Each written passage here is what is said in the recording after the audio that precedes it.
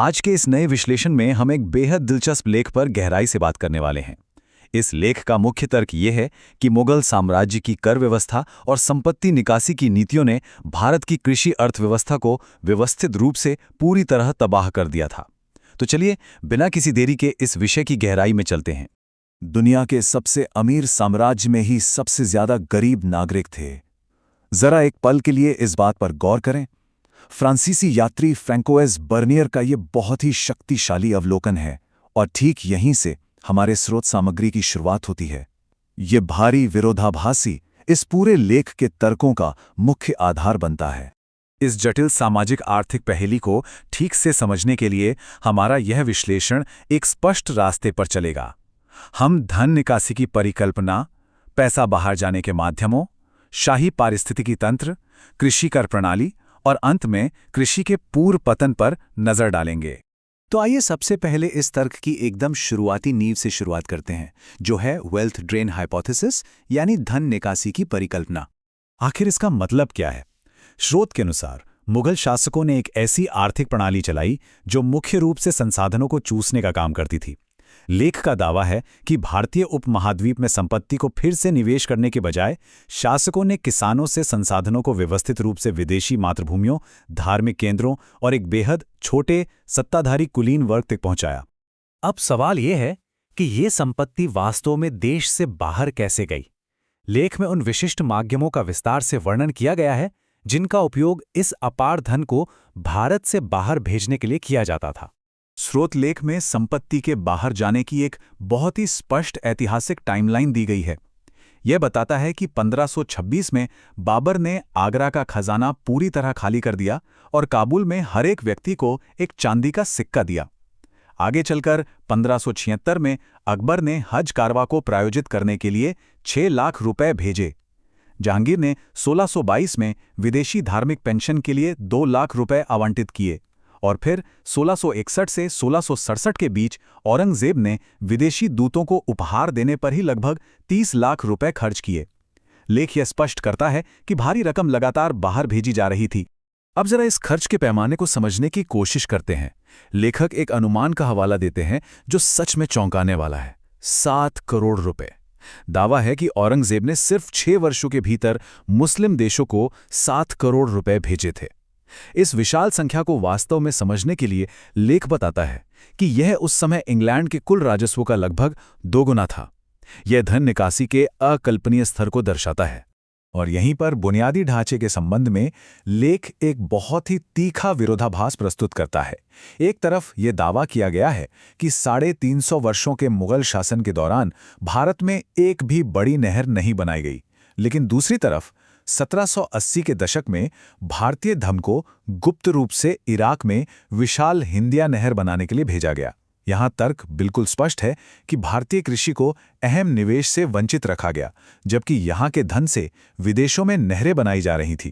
चलिए अब अपना ध्यान बाहरी खर्चों से हटाकर साम्राज्य की आंतरिक व्यवस्था की ओर ले जाते हैं, जिसे लेख एक अत्यधिक शोषक शाही पारिस्थितिकी तंत्र कहता है।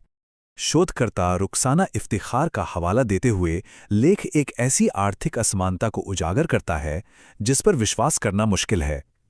शाहजहां के शासनकाल के दौरान पूरे साम्राज्य के कुल राजस्व का एक विशाल 62% हिस्सा सिर्फ 665 विशिष्ट व्यक्तियों को बांट दिया जाता था। इसका सीधा सा मतलब है कि बाकी पूरे साम्राज्य के करोड़ों लोगों को बचे हुए 38% पर गुजारा करना पड़ता था। यह आंकड़ा सत्ताधारी वर्ग और आम जनता के बीच मौजूद भारी खाई को दिखाता है। शाही खर्च की प्राथमिकताओं की तुलना करके स्रोत इस खाई को और भी कठोरता से सामने लाता है। उदाहरण के लिए 1630 से 1632 के बीच पड़े भयानक अकाल में राहत के लिए शाहजहां ने केवल 1 लाख करोड़ रुपए खर्च किए। इसकी तुलना में मक्का के लिए हीरे जड़े कैंडलस्टिक पर 2.5 लाख, मयूर सिंहासन पर 3 करोड़ और ताजमहल पर 4 करोड़ रुपए खर्च किए गए। लेखक ये तर्क देते हैं कि घरेलू अकाल राहत से कहीं ज्यादा अहमियत स्मारकों और विदेशी उपहारों को दी गई। इस तरह के अकल्पनीय खर्च को पूरा करने के लिए पैसे कहीं से तो आने थे, और ये हमें उस मूल तंत्र की ओर ले जाता है, मुगल कृषि कर प्रणाली। यहाँ मुख्य तर्क करों के बोझ में हुई भारी वृद्धि के इर्द गिर्द घूमता है। लेख बताता है कि पूर्ववर्ती हिंदू शासक किसानों पर कुल उपज का लगभग 16% कर लगाते थे, लेकिन मुगलों के अधीन दावा है कि यह दर एकदम से बढ़कर 30 से 50% के बीच हो गई और इसके ऊपर कुछ अतिरिक्त कर भी लगाए गए। लेखक का मानना है कि यह किसानों को पूरी तरह से कुचल देने वाली, कभी संतुष्ट ना होने वाली प्रणाली थी। ये कर प्रणाली वास्तव में जमीनी स्तर पर कैसे काम करती थी, इसे समझाते हुए लेख में उद्धृत इतिहासकार बताते हैं कि राज्य ने सभी भूमि पर पूर्ण स्वामित्व का दावा किया। फसलों में मुगलों का हिस्सा 33 से 50% तक भारी होता था। फिर जमींदार अपना 10 से 25% हिस्सा अलग से लेते थे। इसका मतलब था कि किसानों के पास मुश्किल से केवल जीवित रहने लायक ही कुछ बचता था। यहां तक कि विलासिता के सामान बनाने वाले कारीगरों को भी भुखमरी वाली मजदूरी पर ही रखा जाता था। संक्षेप में पूरी व्यवस्था केवल कुलीनों का पेट भरने के लिए चल रही थी। और ये सब हमें अपने अंतिम और शायद सबसे विनाशकारी भाग की ओर ले जाता है, कृषि का पतन और उसकी भयानक मानवीय कीमत। लेख में प्रस्तुत ये आंकड़ा बहुत ही दर्दनाक है, 74 लाख। उल्लेख किया गया है कि शाहजहां के शासनकाल के दौरान पड़े एक भयंकर अकाल में 74 लाख से अधिक नागरिकों की मृत्यु हो गई। स्रोत का दावा है कि साम्राज्य की विनाशकारी सैन्य नीतियों, जिसमें सब कुछ तबाह कर देने की रणनीति शामिल थी, और राहत सामग्री की घोर कमी ने इस त्रासदी को और भी ज्यादा बदतर बना दिया था। ऐतिहासिक विवरणों का उपयोग करके लेखक पतन के एक ऐसे गंभीर चक्र का वर्णन करते हैं जिससे बच पाना लगभग असंभव था। पहला चरण, किसानों पर अत्यधिक कर की मांगें थोपी जाती हैं। दूसरा चरण, जब वो स्वाभाविक रूप से भुगतान नहीं कर पाते तो उन्हें कड़ी सजा मिलती है। तीसरा चरण, जो कि बेहद डरावना है, गरीबों के बच्चों को जब्त कर लिया जाता है और दास बनाकर ले जाया जाता है। और अंत में पूरी तरह से निराश होकर किसान अपनी जमीन छोड़कर भाग जाते हैं। कर न चुका पाने की कीमत परिवारों को अपनी आज़ादी खोकर चुकानी पड़ती थी। इस पूरे युग को सारांशित करने के लिए लेख हमें फ्रांसिस बर्नियर के एक और शक्तिशाली उद्धरण पर वापस ले जाता है।